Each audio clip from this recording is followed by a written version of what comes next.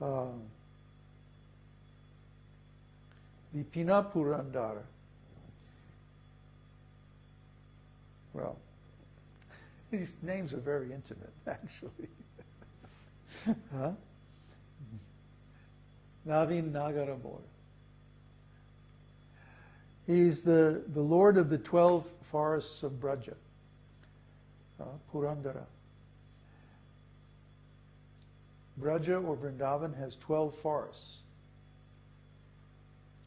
I don't think I can rattle them off right now.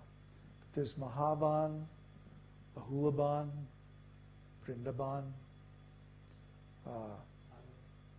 Taliban.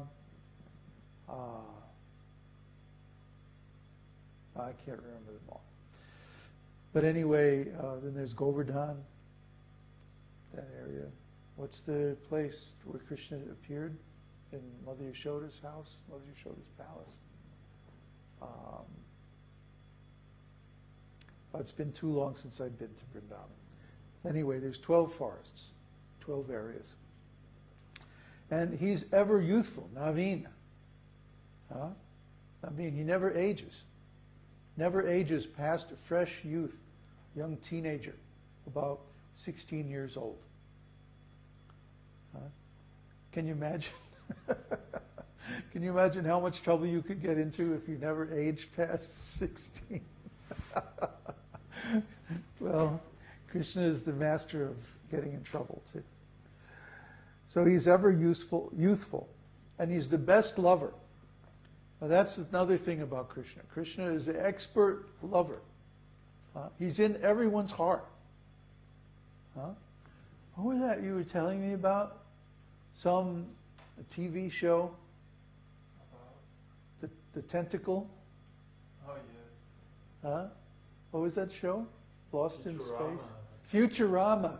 Futurama. It's really funny. There's this alien that falls in love with everybody. And it's just this tentacle that grows all over the place, right? And everybody, as soon as it touches them, they're like, oh, the tentacle. And they wind up all going to the tentacle's planet. And it's really weird. But actually Krishna is like that. Krishna is within everyone's heart. And he loves everyone. And he is the most close friend, most intimate friend with everybody. Can you imagine? Who could be such a great lover as Krishna?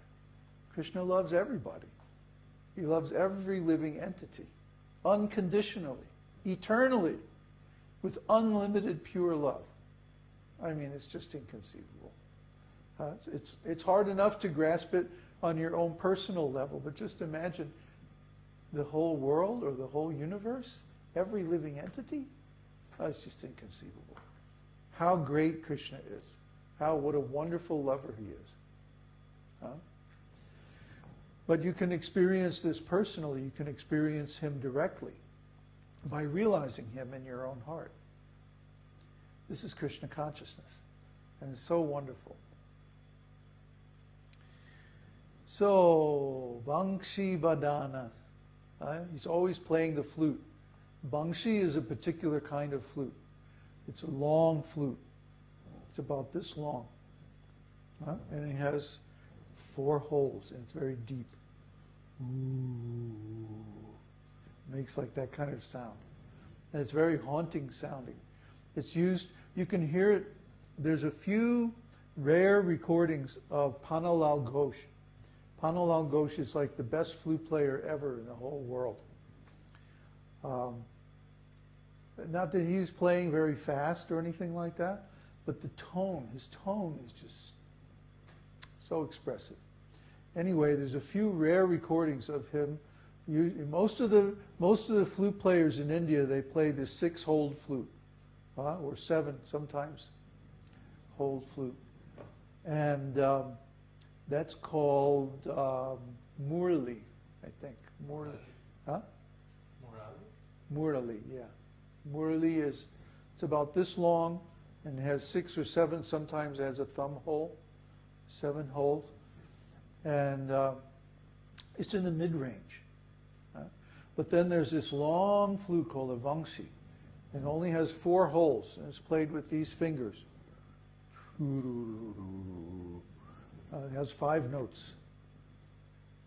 It's very beautiful. Yeah, so it plays a pentatonic scale. Yeah, baṁśī-badana. Krishna is playing that flute in the forest in the night. It's the most esoteric. Oh, totally. Guess, right? Oh, yeah, totally esoteric. Yeah, only the gopis understand Krishna's flute playing. Even Lord Shiva, when he hears Krishna's flute playing, he begins to cry out into space. Because even Lord Brahma can't understand Krishna's flute playing.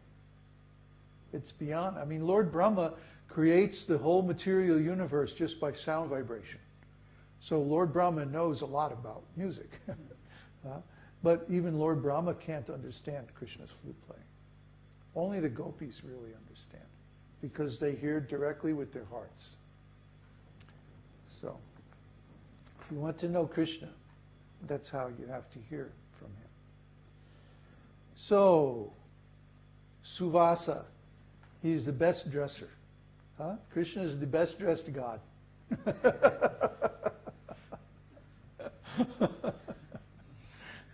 So, actually the gopis dress Krishna. I mean, in the house of Mother Yashoda, Krishna has a servant, Raktak, who dresses him in his cowherd boy clothes. But when Krishna sneaks out at night, you know, Mother Yashoda would tuck him into bed after a hard day of herding cows and taking prasadam. It's rough, you know. Then, as soon as Mother Yashoda leaves the room, Krishna sneaks out of the bed and, you know, climbs down the drain pipe and goes out in the woods. And then the whole pastime starts, where Krishna and Radha are decorated. They're dressed by the gopis. It's a whole wonderful pastime in itself. Krishna has a whole, and Radharani especially, has a whole palace of ornaments and dresses. It's called the Ornamentation Palace. Alankar Bhavan. Palace of Ornaments. And it's still there today in Vrindavan if you go there. It's been reconstructed. So they dress Krishna very nicely, very beautifully. And it's said he's dressed just like the finest actor or the finest dancer, in all these beautiful jeweled ornaments, and like everything is gold and everything is perfect and beautiful and set with precious jewels. Everything about Krishna is just super first class. You can't even imagine. You know, maybe we have a little taste. If you've seen some of the pictures of the deities in Srila Prabhupada's temples, all full of decorations and flowers and wild outfits and stuff, this is Krishna. He actually dresses like that, even better than that.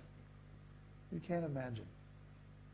The funny thing is that the adornment is even more, when it's worn, it makes the adornment even look more beautiful. Krishna's form is so beautiful that it beautifies the ornaments. Not that the ornaments beautify Krishna. Krishna beautifies the ornaments. Try to understand. Krishna's every limb is so beautiful that you could get lost just looking like at his hand or his leg. He's so beautiful. It's like incredible beautiful. When Krishna appeared as Lord Chaitanya, he was also very beautiful. And it was described, his form was so beautiful that everyone was attracted. Male, female, animals, whatever. Everyone was attracted. Everyone wanted to get close to him. And one lady, a contemporary of Lord Chaitanya, was describing to Narottam Das Thakur. Narottam Das Thakur came He was about the age where he would have been like Lord Chaitanya's grandson or something like that. So just 1 or 2 generations after Lord Chaitanya, Narottam Das Thakur appeared. And he wrote down that one lady, elderly lady, who was a contemporary of Lord Chaitanya, described to him, I think it was his grandmother or a friend of his grandmother's, that Lord Chaitanya, his form was so attractive, you didn't even have to see his whole form. If you just saw his hair, he said you would lose your mind. You'd be like, ah. His hair was so beautiful. Huh? His hair was, first of all, is like jet black with blue highlight.